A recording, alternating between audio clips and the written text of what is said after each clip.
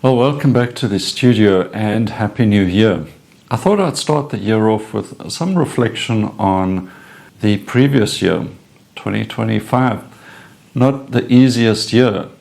And going forward, I think there's a major challenge to all of us, something I was observing over these holiday period as well, is just how modern life, there's talk about AI, but without even getting into that subject, let's look at technology. And it was quite a thing observing how technology was getting in the way of everybody just relaxing and having a good time. And if relaxing and having a good time is difficult enough, how difficult is it for artists today to focus on their art, their creativity, getting things done in the studio? So I thought maybe I'll start a new series of chats, something about creating art in the age of distraction, or maybe just art and modern life, how we try to balance these two things out. Well, I think it all comes down to attention. What is vying for your attention? It's a very noisy world. There's a lot going on all the time. I think this gets in the way of our ability to see things as an artist. Close observation and noticing things, actually noticing and slowing down long enough to get something meaningful out of your subject, absorb it, think about it, and then create. Robert Henri is a famous artist and teacher, and he wrote a very influential book called The Art Spirit. One of his quotes is, "The object isn't to make art, it's to be in that wonderful state which makes art inevitable." And I suspect that being in that state requires us to see clearly and to be present. And especially today when our attention is constantly being pulled and shaped and monetized, and there's all these agendas going on which keeps us distracted and divided. And it really does build up your anxiety as well. If you let the media world get into you or get in your way, it's going to leave you exhausted and, as I said, anxious and distracted, maybe even fearful. And then we start talking to other people and we share these ideas and these things that have been thrown at us, and they've also seen them. And it becomes this massive loop of it ranges from outrage and borderline hysteria in some cases into just a sense of hopelessness, and you go along thinking, what's the point? So we've got to get away from those things and get them out of our life because they're doing nothing for us. And here's another extract I want to read out of Robert Henri's book on the idea of seeing like an artist. Let's have a look at that. So in his book on seeing, he says, "It is harder to see than it is to express." And now he's talking about, let's say, working from a model. He says, "The whole value of art rests in the artist's ability to see well into what is before him. This model is wonderful in as many ways as there are pairs of eyes to see her. Each view of her is an original view, and there is a response in her awaiting each view. If the eyes of a Rembrandt are upon her, she will rise in response, and Rembrandt will draw what he sees, and it will be beautiful. Rembrandt was a man of great understanding. He had the rare power of seeing deep into the significance of things." And then he goes on to also discuss technique and the part that plays. And he says, "To study technique means to make it, to invent it, to take the raw material each time anew and twist it into shape. It must be made to serve a specific purpose. The same technique must never be used again. Each time it must be made new and fresh. A stock set of phrases won't do. The study is a development of wit." So I think it's important there to realize that every person has a different way of seeing, and that is going to help them express something different. We can all look at the same subject and express it differently if we observe it closely. Also, technique.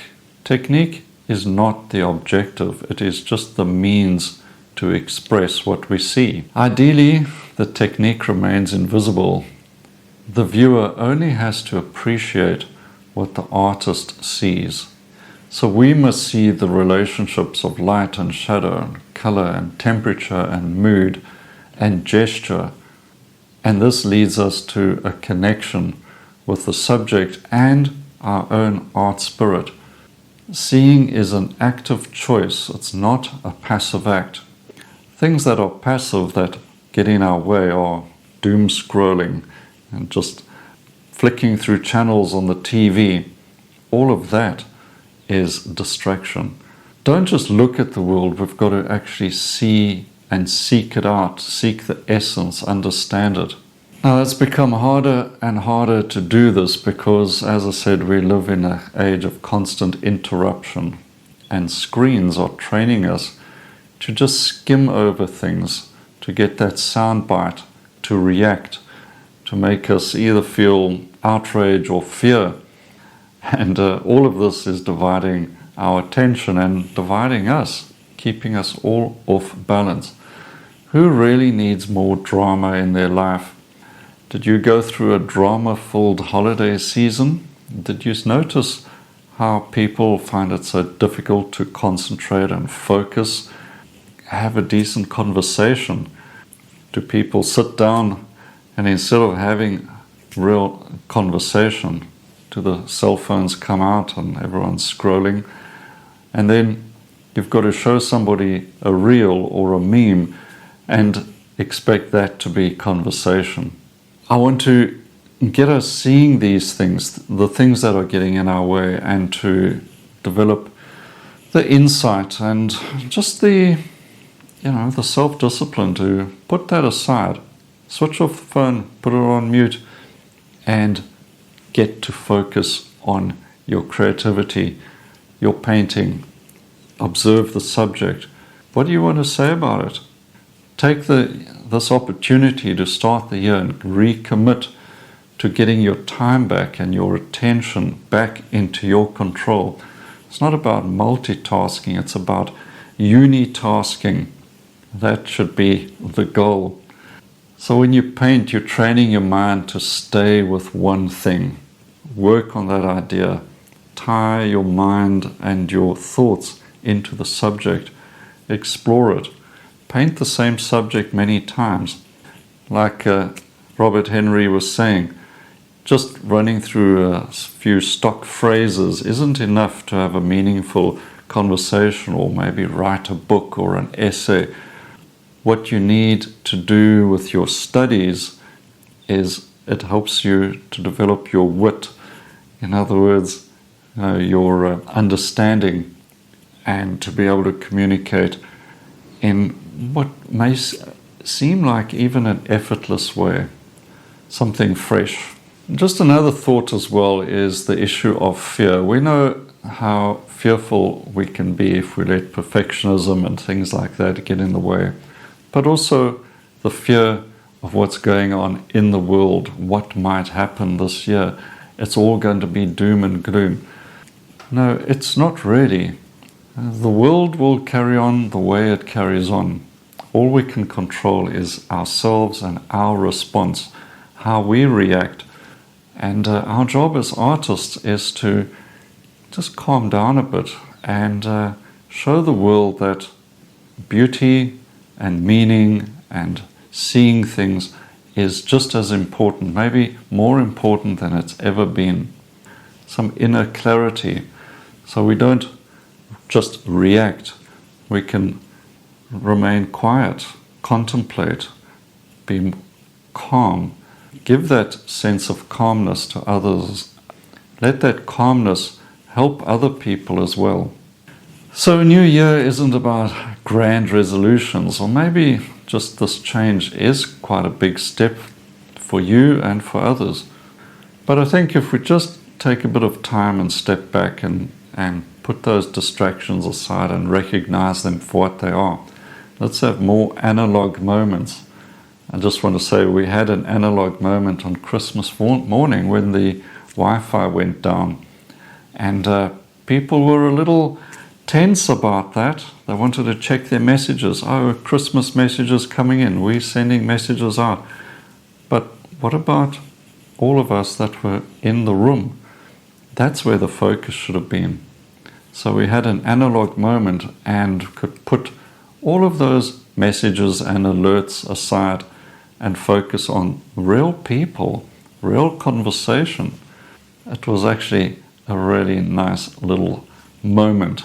So self-awareness, observation, being aware of what's going on around us is more important than ever.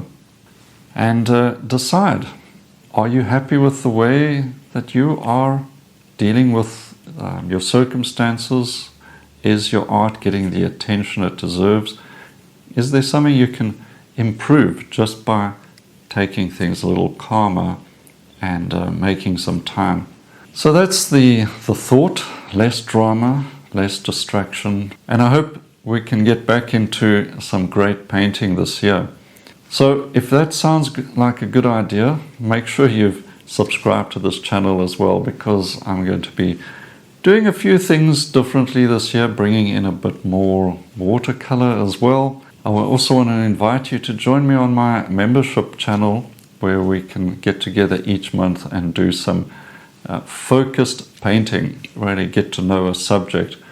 And you can find out more about that on my painting school as well. And finally, don't forget, tomorrow, 2nd of January 2026, the 3rd edition of the Create Art magazine is being published.